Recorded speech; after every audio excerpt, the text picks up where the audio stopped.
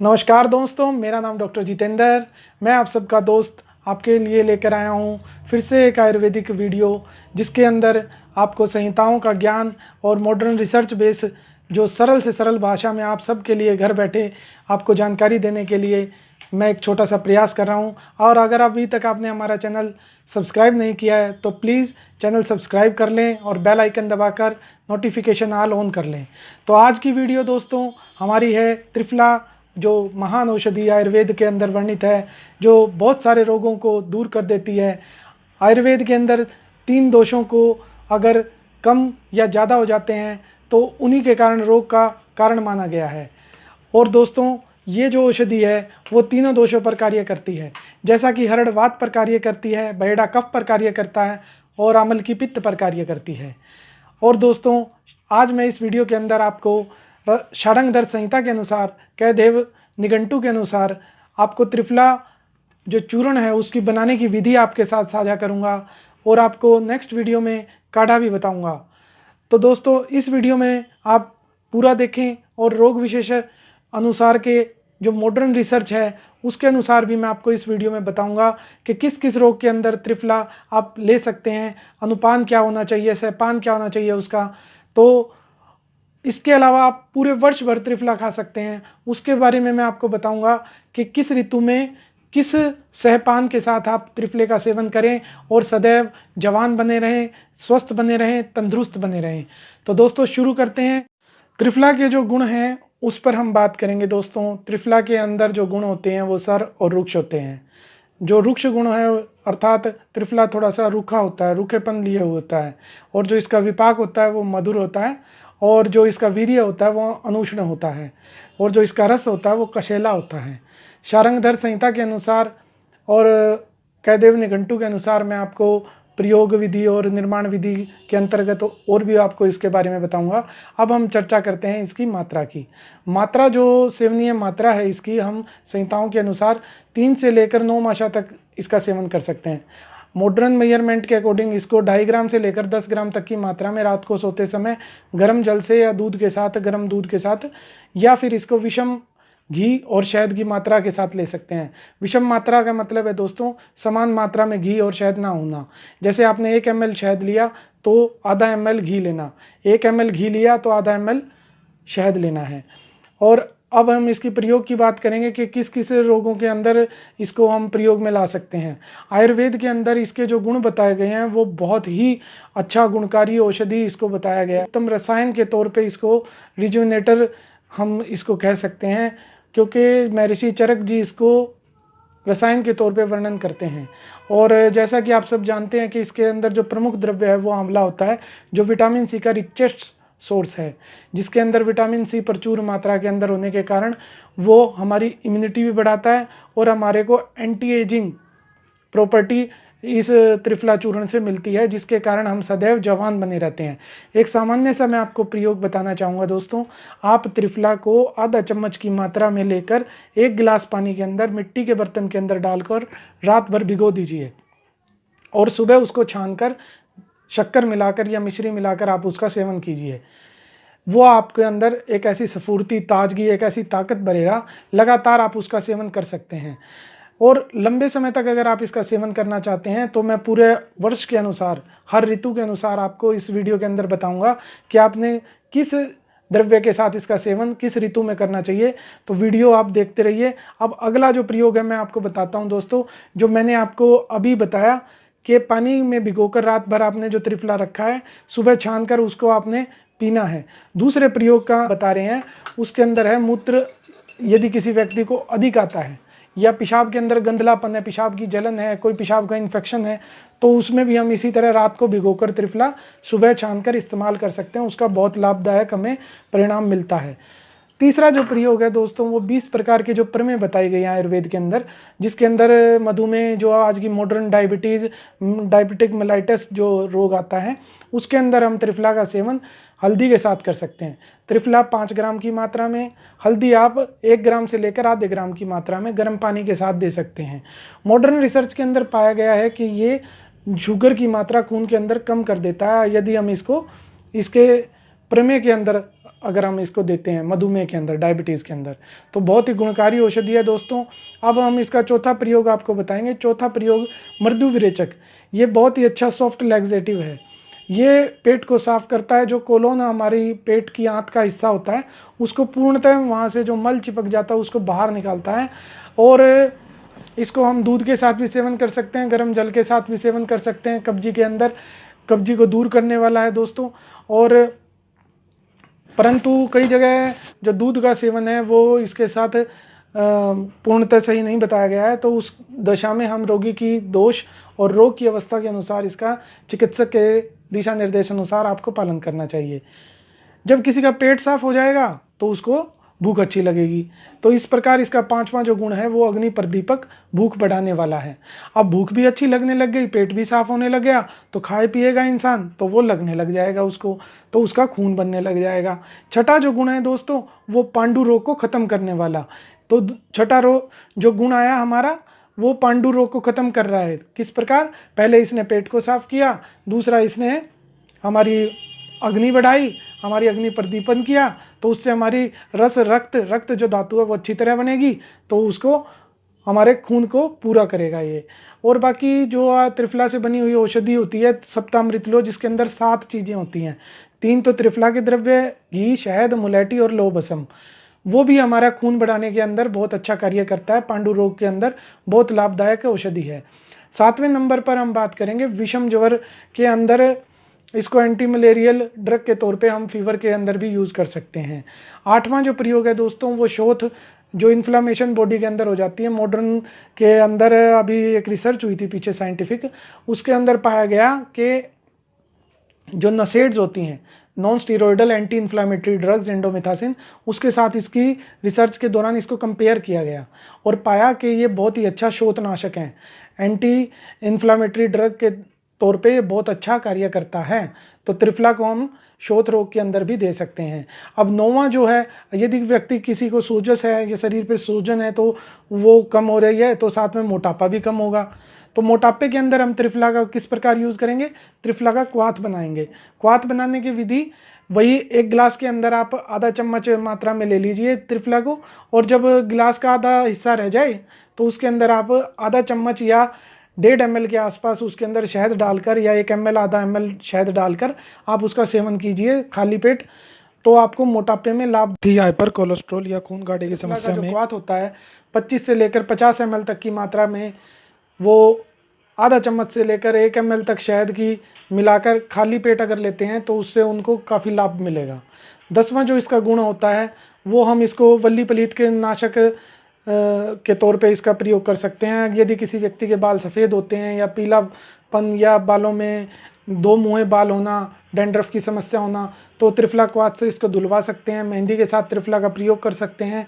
लोहे की कढ़ाई में डालकर मेहंदी भिगोकर उसका प्रयोग कर सकते हैं। काफ़ी गुणकारी औषधि है। 11वें नंबर पर इसको नेत्र रोगों में हम इसको आई डिसऑर्डर के अंदर त्रिफला घृत के नाम से जो हमारी औषध आती है उसका अश्चोतन विधि और तर्पण विधि से आँखों के रोगों के अंदर इसका प्रयोग कर कर हम लाभ पहुँचा सकते हैं रोगियों को। जो नेत्र रोग के अंदर एक मैंने प्रैक्टिस के दौरान बहुत अच्छा इसका प्रयोग देखा है।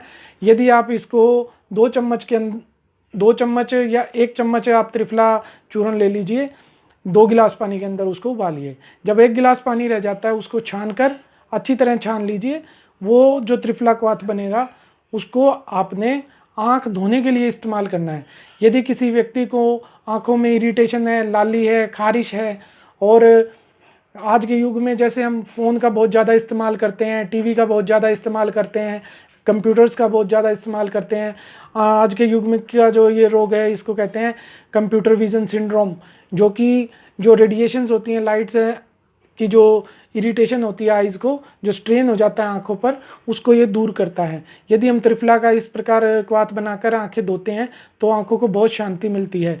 दूसरा, हम त्रिफला का जो क्वाथ धोने के बाद हम आंखें जब सूख जाती हैं उसमें हम साथ में थोड़ा सा गुलाब जल का भी प्रयोग कर सकते हैं कि 1 बूंद दोनों आंखों में डाल सकते हैं, जिससे हमारी आंखों के अंदर जो लाली ज़्यादा आ जाती है या आंखों के अंदर जलन होती है तो त्रिफला क्वाथ के धोने के पश्चात आप थोड़ा सा गुलाब जल डालकर काफ़ी इसका लाभ ले सकते हैं।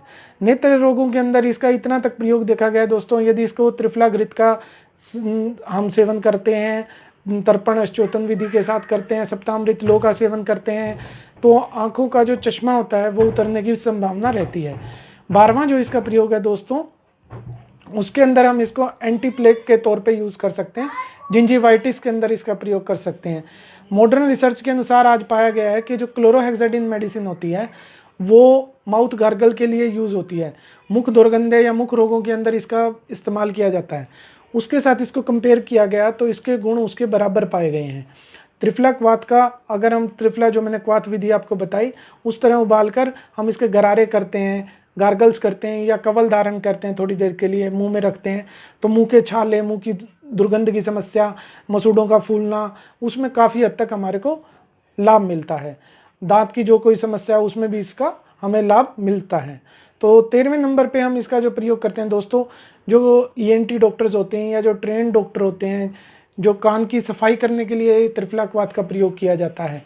त्रिफला क्वाथ के अंदर क्या करते हैं कि जो व्यक्ति काफ़ी समय से कर्ण स्त्राव से पीड़ित हैं, कान के अंदर से रेशा गिरता है, 6 महीने हो गए, साल हो गया, कान में से रेशा निकलता ही निकलता है, बारिश के मौसम में खारिश होने लग जाती है, रेशा निकलता है, तो उसके अंदर त्रिफला क्वाथ से धोने के बाद धूपन विधि से धूपन क्रिया की जाती है और कान की सफाई की जाती है, जिसका अच्छा परिणाम देखने को मिलता है। 14वें नंबर पे 14 नंबर पे जो हमारा प्रयोग है दोस्तों, वर्ण चिकित्सा के अंदर फिस्चुला पाइल्स के अंदर त्रिफला गूगल नाम की एक औषधि होती है, जो एक गोली सुबह शाम गर्म पानी के साथ दी जाती है या रोग के अनुसार भी दी जाती है, उसकी मात्रा बढ़ा घटा सकते हैं। तो जो व्रण होते हैं, जो घाव भरते नहीं हैं, उसमें हम त्रिफला क्वाथ से धोकर त्रिफला गूगल का सेवन करवा सकते हैं। 15वें नंबर पर जो एंटीऑक्सीडेंट की इसके अंदर प्रचुर मात्रा होती है, तो इसको एंटीऑक्सीडेंट के रूप में हम इसका ग्रीन टी की तरह ही इसका हम क्वाथ बनाकर भी सेवन कर सकते हैं। 16वें नंबर पर जो इसका प्रयोग है दोस्तों, वो एंटी कैंसरस जो रेडिएशंस होती हैं उसका जो साइड इफ़ेक्ट हो जाता है, घाव बन जाते हैं कैंसर वाले पेशेंट को, उसके अंदर मॉडर्न रिसर्च के अंदर मिला है। मैं ये जो रिसर्च शब्द आपको बार बार बता रहा हूँ, ये मैं आपको डिस्क्रिप्शन में एक लिंक दूंगा, जो हमारी गवर्नमेंट की जो रिसर्च एक साइट है उसके अंदर आपको मिलेगा कि जो त्रिफला की रिसर्च हुई है वो टोटली साइंटिफिकली प्रूव्ड है। तो आप कृपया उस लिंक पे जाकर भी उसको देख सकते हैं। 17वें नंबर पर जो मैं आपको प्रयोग बता रहा हूँ वो है जोड़ों का दर्द। जोड़ों के दर्द के अंदर, ऑस्टियो आर्थराइटिस के अंदर, संधिगत वात के अंदर इसका बहुत अच्छा रिजल्ट देखने को मिलता है। त्रिफला गूगल का भी सेवन करवा सकते हैं, त्रिफला क्वाथ का भी सेवन कर सकते हैं, और त्रिफला क्वाथ के अंदर घृत का सेवन साथ में कराया जाता है, या कोई भी स्नेह द्रव्य तेल का प्रयोग भी करा सकते हैं। तो तेल का प्रयोग मालिश के लिए, अभ्यंग के लिए करा सकते हैं वो। अब 18वें नंबर पे जो इसका प्रयोग आता है दोस्तों, वो आता है कि जो स्किन डिजीज़ हैं, जैसे किसी व्यक्ति को चमड़ी की समस्या है, जो पुराने समय से चमड़ी का रोग है, ठीक नहीं हो रहा है, तो उसको हम केवल त्रिफला का सेवन, मैंने अपने क्लिनिकल लाइफ में देखा है कि त्रिफला के साथ हम, जैसे रसमाणिक्य औषधि होती है एक, वो चिकित्सक की दिशा निर्देशन अनुसार ही लेनी चाहिए, जो मैंने दी थी वो सोरोसिस में भी काफ़ी अच्छा रिजल्ट हमारे को मिला। तो फंगल डिसऑर्डर्स के अंदर अगर कोई किसी प्रकार का कीटाणु का इन्फेक्शन है तो उसमें भी, बैक्टीरियल इन्फेक्शन में भी ये काफ़ी कारगर औषधि है, और आजकल रिसर्च में ये पाया गया है कि काफ़ी सारे बैक्टीरियाज को भी ये किल करने में हमारी मदद करता है। साथ ही हम इसका एक्ने वल्गैरिस के अंदर भी इस्तेमाल कर सकते हैं। जो युवान पीढ़ी का होती है, युवा जो साथी होते हैं, 14 से लेकर 24 साल तक की उम्र के बच्चों को जो चेहरे पर छाइयाँ या मुहासे, कील मुहासे हो जाते हैं, उसमें केवल त्रिफला का आप आधी चम्मच का सेवन कीजिए, और गर्म पानी के साथ या दूध के साथ आप उसका सेवन कर सकते हैं, और आप पाएंगे कि उसके आश्चर्यजनक प्रभाव आपको मिलेंगे युवान पीढ़िका के अंदर भी।